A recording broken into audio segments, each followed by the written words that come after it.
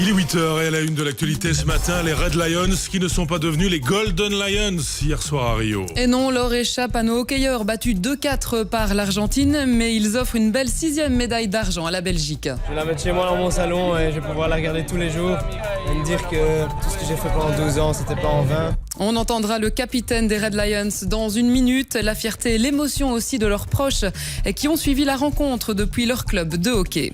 Lui, il rafle l'or et pour la deuxième fois, Usain Bolt a remporté cette nuit la finale du 200 mètres à Rio. L'ordre des médecins prépare un plan pour lutter contre les agressions suite à une violente attaque hier. Un médecin a reçu plusieurs coups de couteau alors qu'il pensait ouvrir sa porte à un patient. De plus en plus d'étudiants dans la pauvreté en Belgique. Pour financer leurs études, ils contractent parfois des prêts à taux élevés. L'histoire d'un jeune migrant égyptien émeut l'Italie entière. Il a traversé la Méditerranée pour demander de l'aide pour son frère malade. La chaîne de solidarité, on le verra, s'est vite mise en place. Enfin, une destination pas banale pour une année d'études à l'étranger. Rencontre avec une jeune namuroise partie hier soir pour le Japon. Et la 6e médaille de la Belgique aux Jeux Olympiques sera donc finalement une médaille d'argent. Et oui, les Red Lions n'ont pas réussi à battre l'Argentine hier soir en finale de hockey, malgré un parcours remarquable à Rio. Une défaite 2-4. Pourtant, les Lions ont rapidement ouvert la marque, mais ils ont manqué de réalisme, notamment sur penalty corner. Éric Libois a suivi pour nous cette finale. La moitié des Lions en larmes sur le podium. Comme dit le dicton, gagner une médaille d'argent, c'est surtout perdre une médaille d'or. Les Lions quittent sur une défaite, mais le chemin était beau. Le capitaine, John Doben. Si on regarde l'ensemble du tournoi, il n'y a pas beaucoup de regrets à avoir. Enfin, un tournoi pratiquement parfait. On a travaillé extrêmement dur pour arriver à une médaille et on l'a aujourd'hui. On n'est pas content, c'est normal parce qu'on est tous des gagnants. Mais un jour, on sera quand même content d'avoir cette médaille. L'attaquant, Thomas Brils. C'est pour ça que je joue un sport d'équipe. C'est un des plus beaux trucs que tu peux vivre. 16 gars sur un terrain qui jouent pour le même truc. On a eu 2 semaines incroyables. On a eu la Belgique derrière nous. J'ai jamais vu l'équipe belge jouer si bien. C'est un truc que je vais souvenir pour le reste de ma vie. En tribune, une Belgique unie, les vedettes Nafi Thiam, Evie Van Acker, Peter Timmers, Tia Elbaut et tous ces kidam ayant traversé l'océan. Le chemin était magnifique, il fallait aller plus loin. Il y a un nouvel esprit belgique quand on voit tout ça? Au hockey, il y a toujours eu un esprit belgique. Franstalig, Nederlandstalig. Ça a été une très bonne campagne et c'était la meilleure équipe de tournoi. Il y a encore toute une génération qui vient après ça. C'est très bon l'avenir. On ira la gagner à Tokyo, moi je dis. Ils ont fait un tournoi phénoménal et on est super fiers de la Belgique et des Red Lions. Dans la défaite, un seul demi-heureux, le président fédéral Marc Coudron, il avait parié la boule à 0. L'or, je me faisais une Nainggolan, donc voilà, c'est peut-être juste ma femme qui va être contente que je ne serai pas coiffé comme ça. Et cette finale, beaucoup de supporters l'ont suivi en Belgique, notamment depuis leur club de hockey. Ils étaient très nombreux hier soir au Clubhouse Racing de Bruxelles, dont 5 joueurs sont à Rio. La sœur de Tom Bone, elle-même joueuse de hockey, y était. On écoute la fierté et l'émotion de Jill Bone à l'issue du match. C'est un match particulier, la finale, ça ne représente pas ce qu'on a fait avant. C'est un match où les compteurs sont remis à 0 et après, ils ont joué d'une régularité, d'une prestance, où ils ont éliminé par exemple la Hollande, qui était un des favoris. Et je crois qu'il faut retenir leur énorme prestation tout au long du tournoi. Et ils ont fait quelque chose de formidable. Et évidemment, maintenant, ça pique un peu parce qu'on était vraiment tout proche. Mais Parce qu'on sentait la foule un petit peu partagée ici. Des applaudissements et quelques larmes de déception en même temps. Non, je crois que c'est des larmes, pas de déception, mais de tristesse, parce qu'on les connaît tous. Le hockey est une grande famille et les larmes, c'est parce qu'on est vraiment triste pour eux. Et ils nous ont montré quelque chose d'exceptionnel et ils ont redoré le blason du hockey belge. Et il faut garder ça, surtout. Une interview signée Dominique Delal. En taekwondo, c'est une déception pour la délégation belge. Les plus grands espoirs étaient permis pour Haile Assamani et Jawad Achab, mais ils ont tous les deux échoué au pied du podium en terminant 4e. En athlétisme, Thomas van der Platsen a lui terminé à la 8e place en décathlon. Une belle performance pour le Gantois, récemment champion d'Europe. Il a amélioré son record personnel tout en terminant dans le top 10. Et puis Catherine, tant que nous sommes au jeu, la foudre qui a encore frappé cette nuit à Rio. Avec Usain Bolt qui a décroché une nouvelle médaille d'or sur 200 mètres, 19 secondes et 78 centièmes. Ce n'est pas le record du monde, mais le Jamaïcain est malgré tout très heureux de sa performance. On l'écoute. Il ne faisait pas vraiment froid, mais si je n'y suis pas arrivé, c'est plutôt parce que mes jambes n'étaient pas prêtes pour battre ce record du monde. Mais je suis toutefois très heureux d'avoir remporté l'or, et ça c'est le plus important. Alors pourquoi ne venez-vous pas battre ce record au Memorial Van Damme à Bruxelles? On ne sait jamais, on verra bien, je dois rester en forme et puis on verra ce qui se passe. Et on retrouvera encore le Jamaïcain aujourd'hui dans le relais 4 x 100 mètres. Une course très attendue alors que côté belge, on suivra le relais 4 x 400 ce soir avec, on l'espère, une revanche des frères Borlée. Encore un mot de football pour vous dire qu'Anderlecht est quasi qualifié pour les poules de l'Europa League après sa victoire hier soir 0-3 sur le terrain du Slavia de Prague. Gand s'est aussi imposé face aux Macédoniens de Shkendija, 2-1 alors que le Genk a partagé à Zagreb 2 buts partout. Enfin ce soir c'est l'ouverture de la 4e journée de championnat avec le derby wallon Standard Charleroi dont le coup d'envoi sera donné à 20h30 à Sclessin. L'Ordre des médecins prépare un plan pour lutter contre les agressions qui visent la profession. Et ce, en réaction à une violente attaque survenue hier matin dans la région bruxelloise à Forêt. Un médecin a été grièvement blessé alors qu'il croyait ouvrir sa porte à un patient. Myriam Ball, tout d'abord, que s'est-il passé ? Eh bien, il a ouvert sa porte et immédiatement, un homme l'a agressé au couteau, une agression violente parce que les jours du médecin étaient hier en danger. On ne connaît pas son état ce matin. C'est la famille du médecin à l'étage de la maison qui a appelé les secours et permis que l'agresseur soit rattrapé par la police. Il a été entendu par un juge d'instruction. On ne sait rien de son profil si ce n'est qu'il s'agit d'un homme de 37 ans. Une agression qui a donc fait réagir l'Ordre des médecins. Oui, le Conseil national de l'Ordre des médecins parle de nombres alarmants d'actes de violence envers les professionnels de la santé. Il dit préparer un plan avec les autorités pour tenter de protéger mieux les soignants tout en assurant d'un autre côté la continuité des soins. Benoît Degemep est président de l'Ordre des médecins. Il nous donne un exemple de ce qui pourrait être envisagé. Par exemple, donc des listes de patients pour lesquels il y a une forme de méfiance qui pourrait être affichée, en sorte qu'on leur donne l'accès aux services médicaux que sous certaines conditions. Voilà, l'Ordre des médecins qui invite ceux qui seraient victimes de telles agressions à déclarer ces agressions sur un site internet, sur le site internet de l'Ordre des médecins.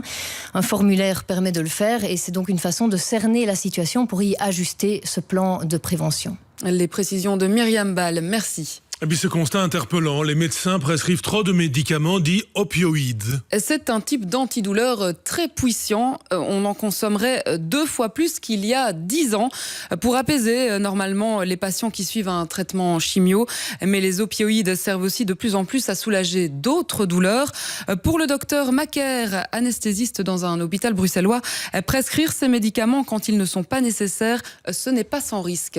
Les médicaments opioïdes qui étaient à l'origine utilisés surtout dans les douleurs cancéreuses où ils gardent toute leur place ont été utilisés progressivement dans d'autres types de douleurs. Les douleurs liées aux problèmes de maux de dos, sciatique, parce que la prescription est facile, parce que les firmes pharmaceutiques ont fait un lobbying intensif et du coup on arrive à des utilisations abusives de ces médicaments. Oui.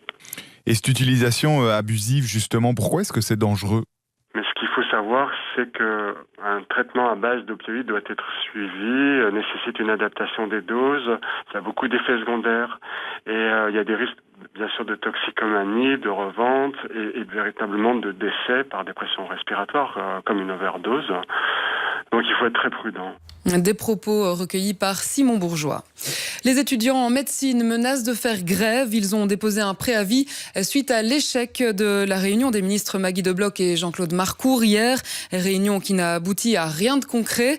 Les 2 ministres se renvoient la balle mais promettent de continuer à chercher ensemble une solution avec notamment la mise sur pied d'un groupe de travail. En attendant, l'avenir reste flou pour les étudiants en médecine suite à la suspension du concours de fin de première année décidé par le Conseil d'État. Et puis des étudiants dans l'incertitude, on passe aux étudiants dans la pauvreté. Leur nombre d'ailleurs ne cesse d'augmenter. Oui, pour financer leur cursus, certains se tournent vers des crédits études, des prêts proposés par une banque en ligne à un taux prohibitif. Il existe pourtant des aides publiques destinées à ces étudiants pour éviter le crédit à la consommation. Les explications de Françoise Berlaymont. Un crédit études proposé à un taux de 7,45%, c'est risqué de se mettre la corde au cou pour longtemps. Mais c'est un fait, le nombre d'étudiants en situation de détresse ne cesse de croître. Jean-Michel De Waal, vice-recteur des affaires sociales à l'ULB. Il y a de plus en plus d'étudiants qui ont besoin d'une aide sociale et la situation des étudiants qui ont besoin d'une aide sociale est de plus en plus grave. C'est, je pense, dû à toute une série de facteurs différents. Il n'y a pas évidemment un seul facteur.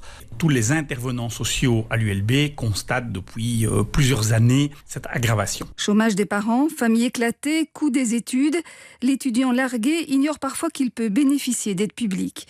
Didier Lambert, vice-recteur chargé des affaires étudiantes à l'UCL. Spécialement en Fédération Wallonie-Bruxelles, les frais d'études supérieures restent quand même limités par rapport à la moyenne des coûts européens. Donc offrir un crédit aux étudiants, pour moi, rencontrera sans doute un public extrêmement restreint parce qu'il existe en fait des tas de mécanismes d'aide pour diminuer le coût des études. On est encore loin d'un système à l'anglo-saxonne où l'étudiant doit parfois lourdement s'endetter pendant des années. Et puis 2 visages de jeunes enfants qui font la une de l'actualité internationale.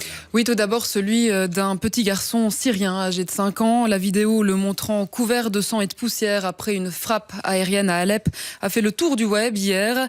Et puis il y a cette autre histoire, celle d'un jeune Égyptien qui émeut l'Italie entière. Il est arrivé cette semaine dans un bateau de migrants avec une seule idée en tête, demander de l'aide pour son frère gravement malade. Depuis, une chaîne de solidarité s'est mise en place dans toute la péninsule. À Rome, les précisions de Valérie Dupont. Lorsqu'Ahmed, 13 ans, a débarqué à Lampedusa après avoir traversé la Méditerranée sur un bateau rempli de migrants, il a de suite montré un certificat médical au médiateur culturel qui lui demandait en arabe pourquoi il arrivait ainsi seul en Italie. Ahmed avait une seule idée en tête, venir chercher de l'aide pour sauver son petit frère âgé de 7 ans et atteint d'une grave maladie du sang.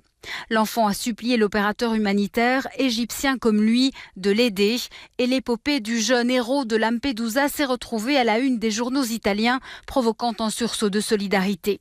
L'histoire a même mobilisé le chef du gouvernement Matteo Renzi. Un pont aérien entre Le Caire et Florence sera prochainement organisé pour faire venir toute la famille d'Ahmed, puisqu'un hôpital en Toscane se dit prêt à soigner l'enfant malade. De nombreux bienfaiteurs anonymes ont contacté l'organisation humanitaire pour aider le jeune Égyptien et son frère. Une belle histoire qui ne peut pourtant faire oublier le drame des milliers de mineurs non accompagnés qui débarquent en Sicile, près de 14 000 depuis le début de l'année. En Espagne, Mariano Rajoy va tenter d'obtenir la confiance du Parlement le 30 août prochain. Le conservateur espère ainsi être reconduit à la tête du gouvernement. Mais après 2 élections et 8 mois de blocage politique, rien n'est garanti.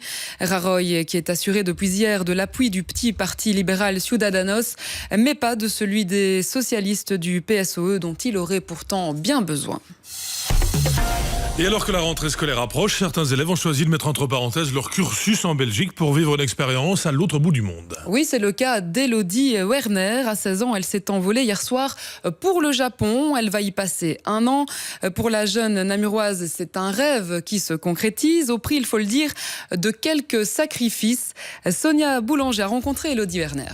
Konnichiwa, watashi no namae wa Elodie desu. Watashi wa judoku sai desu. Par ces mots, Elodie vient de se présenter. Elle s'apprête à vivre un rêve d'enfance. Depuis que je suis petite, je lis des mangas, je regarde des animés. Je trouvais la langue vraiment belle. J'ai commencé un peu à m'intéresser à la culture. J'ai commencé un peu à apprendre à lire en autodidacte. Plus tard, j'aimerais bien être traductrice, donc justement, ça connaître le japonais, ça aide. Le Japon aurait apparemment certaines exigences quant à l'accueil de jeunes étudiants sur une longue durée. Le Japon est un pays dans lequel la composante scolaire, académique est très importante. Carole Massonnet est chargée de communication chez AFS, l'organisme avec lequel Elodie part pour une année. Elodie notamment a été sélectionnée parce que c'est une bonne élève et le Japon ne laissera pas entrer des étudiants qui n'ont pas déjà un bon niveau scolaire et qui n'acceptent pas les étudiants déjà diplômés dans ces écoles secondaires. Ce qui veut dire que pour pouvoir y aller, il faut faire comme Elodie et interrompre son cursus secondaire. La jeune fille fait donc partie des élus et emporte avec elle le sésame qui, sans aucun doute, a séduit sa famille d'accueil. Mais en fait, je fais du violon et à mon avis, c'est pour ça qu'ils m'ont choisi parce que la maman et les 2 enfants, donc le fils et la fille, font aussi du violon. Si ça ne va pas là-bas, qu'est-ce qu'on fait, Elodie ? Je sais pas vraiment. Je ne pense pas qu'il puisse y avoir de problèmes qui font que je rentre en Belgique, par exemple. Ça va aller. Oui, j'espère. Voilà pour l'histoire d'Elodie partie au Japon donc avec son violon.